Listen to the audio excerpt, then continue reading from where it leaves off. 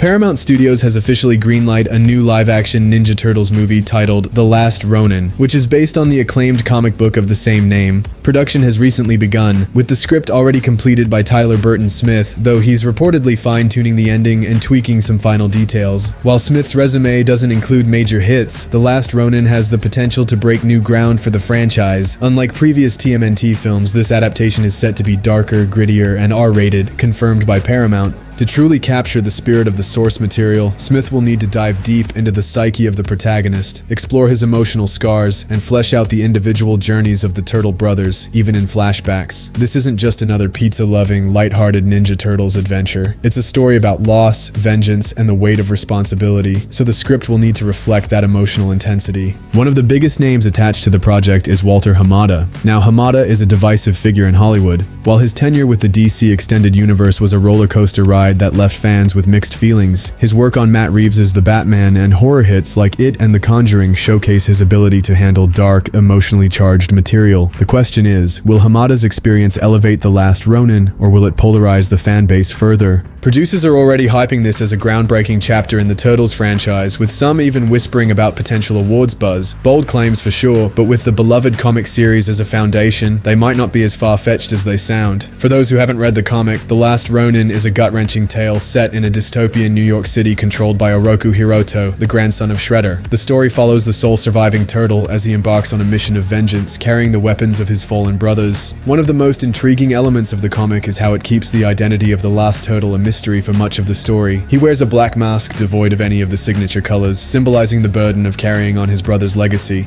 This isn't just a cruel story, it's the darkest TMNT tale ever told. Themes of solitude, grief, and existential rage are central to the narrative, making it feel more like an emotional character study than a typical action-packed blockbuster. And while the shift in tone might feel jarring for fans of the more kid-friendly Turtles adaptations, it's actually a return to the roots of the franchise. The original TMNT comics were gritty and violent, a far cry from the colorful Saturday morning cartoon many grew up with. The decision to adapt The Last Ronin as an R-rated film is fitting. Fans can expect the movie to pull no punches, staying true to the blood and brutality of the source material. It's the kind of mature storytelling that feels like the natural culmination of the Turtles' decades-long fight. The Turtles brand has been a cultural staple for generations, but Hollywood's attempts to revive the franchise have been hit or miss. Michael Bay's Dilogy had its moments, and Seth Rogen's Mutant Mayhem brought a fresh energy to the table. But The Last Ronin feels different. It's not just a revival, it's an evolution. The original comic is widely regarded as one of the best arcs, offering a fresh, alternate universe take on the beloved characters. While it's not meant to be a definitive end to the Turtles saga, its powerful narrative and shocking twists have already earned it critical acclaim. Of course, in today's entertainment landscape, sequels and reboots are inevitable. Studios are hungry to cash in on nostalgia, and Paramount sees The Last Ronin as the next big thing for the Turtles. The movie seems to be following in the footsteps of movies like Logan, offering a raw, emotionally charged experience that breaks away from the franchise's usual tone.